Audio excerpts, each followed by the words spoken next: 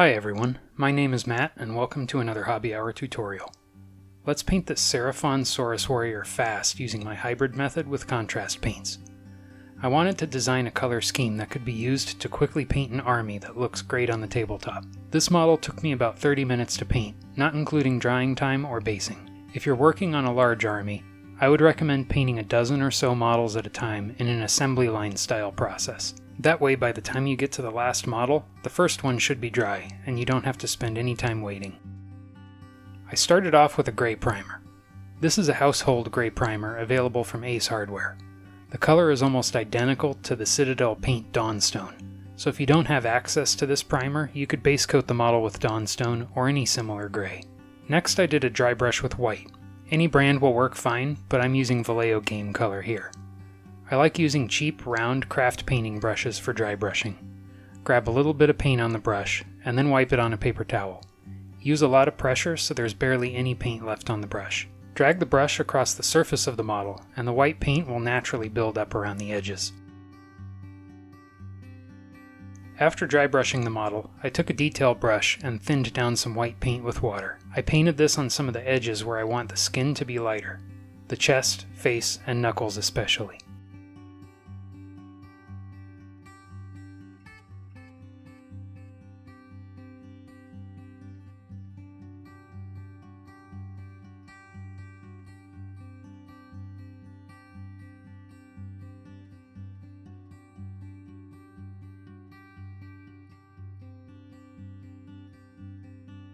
Now it's time to make a mix of 4 parts Kroak green and 1 part Ogren Camo. I wanted the skin to be lighter, so I opted for the Kroak green shade paint. I mixed in some Ogren Camo to make the green shade a little bit more yellow. It also makes the shade paint slightly opaque, which will result in a smoother finish. Normally I use a wet palette, but in the case of mixing washes and contrast paint, I find it much easier to use one of these plastic palettes. I painted this mix all over the skin and scales, trying to keep it smooth and even. After applying the paint, take a clean brush and soak up any areas where the paint has pooled too much.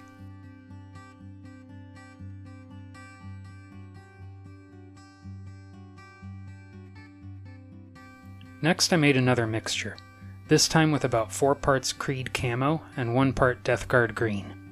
Just like with the last color, I added a little bit of opaque paint to change the color and increase the opacity. I painted this all over the scales.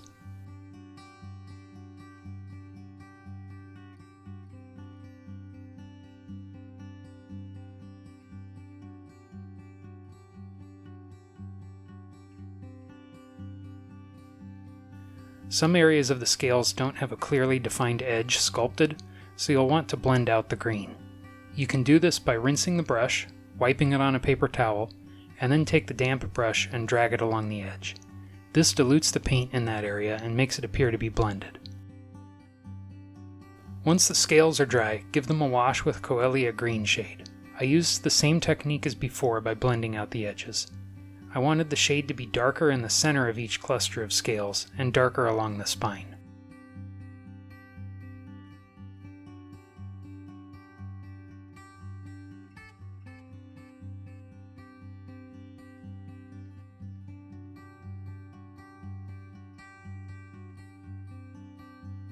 With all the skin and scales done, it's time to paint some of the details. I painted the tongue with pink horror. I used Scrag brown for the leather straps and the weapon handle.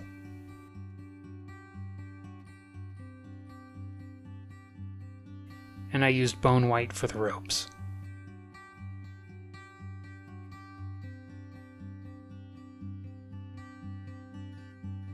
When those areas were dry, I applied some shades. I used Sigvald Burgundy on the mouth, making sure to paint the teeth as well.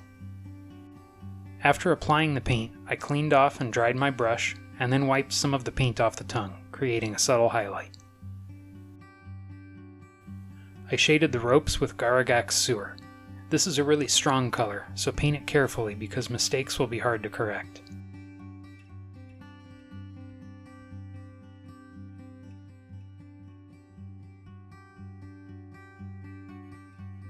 Then I shaded the leather with a mix of 3 parts Cygor brown and 1 part Scrag brown. Cygor brown on its own was a little too dark for me, and I found that mixing in a little bit of the base coat color helped to lighten it.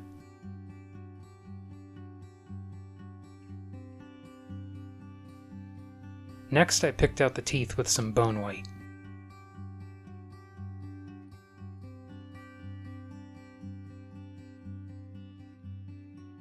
Then I used some Magos purple to add some color around the eyes and the corners of the mouth.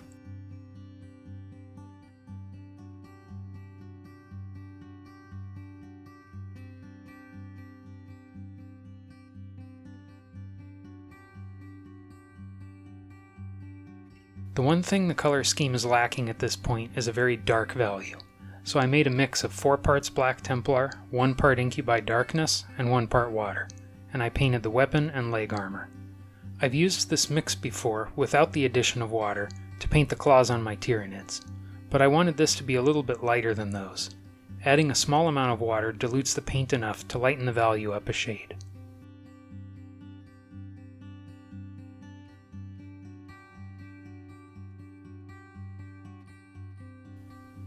After the black is dry, I applied a thin highlight with Thunderhawk Blue. Edge highlights can take a lot of time, so I don't want to do too many of them. However, they can look really good, so I think it's worth picking out a few areas where you can get the most visual impact for your effort.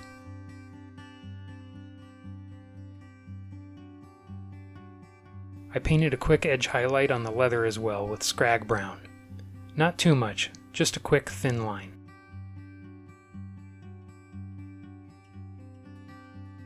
Even on speed painted armies, I always paint the eyes. It's another one of those high impact, low effort effects. I used some Fire Dragon Bright followed by a black dot.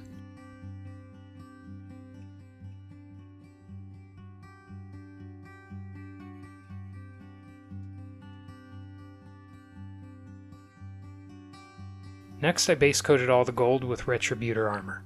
There's a lot of gold on here, and I think this was the most time consuming part of the model.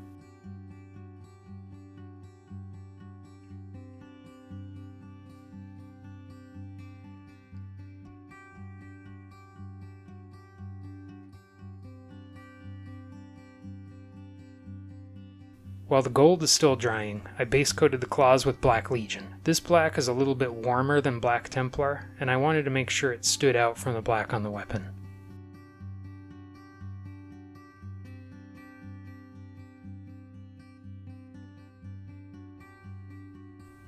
The contrast paint dried pretty fast, so I gave the claws a quick edge highlight with Storm Vermin fur.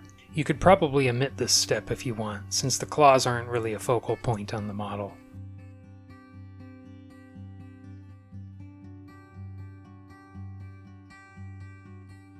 With the gold dry, I applied a shade using some Magos purple.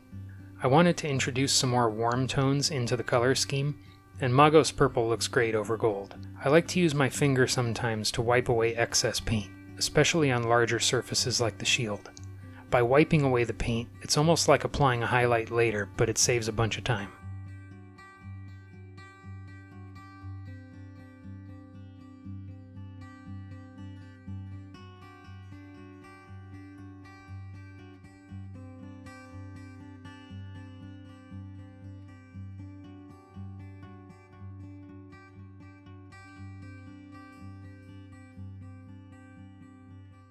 I feel like the gold is also a focal point on this model, so I want to give it a little bit more depth. I lightly dry brushed some Stormhost silver onto the gold.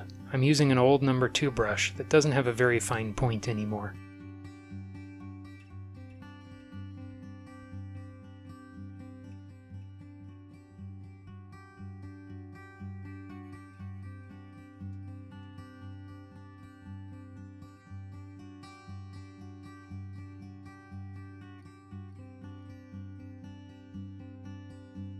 After the dry brush was applied, I wanted to give the gold a really thin yellow glaze to tie it all together.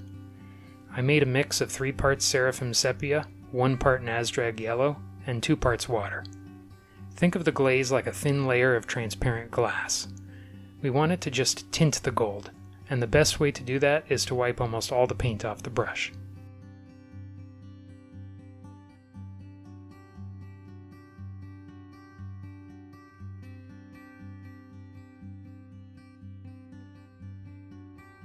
Last, I decided to paint this gem on the shield, beginning with a coat of white. Gems are another one of those high-impact, low-effort things that can make an army look more impressive, and contrast paints are great for quick gems. After the white dried, I gave the gem a coat of Aethermatic blue. The paint ends up being thicker wherever the brush last touches the model, so if you move the brush starting at the bottom and end the stroke at the top, you'll have a gradation with the gem being lighter at the bottom and darker at the top. Next, I mixed in some Akhelian green and repeated the first step. Then I used Akhelian green on its own, just near the top. Finally, I added a dot of white at the top. Texture paints are great for quick bases.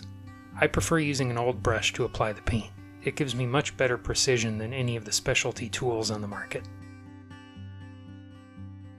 I also like to sprinkle some gravel and sand into the wet paint for added texture.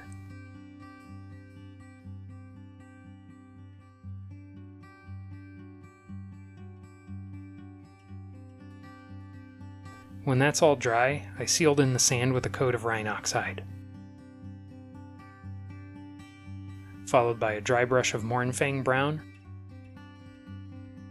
and then Balor brown.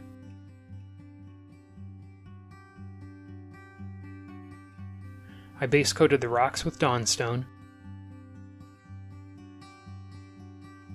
gave them a wash of Agrax Earthshade, and then painted the base rim with black. And here's the finished model, painted fast with my style of army speed painting. Would you like to see more speed painting videos in the future? What armies or color schemes would you like? I'd also like to mention that we just reached a big milestone here.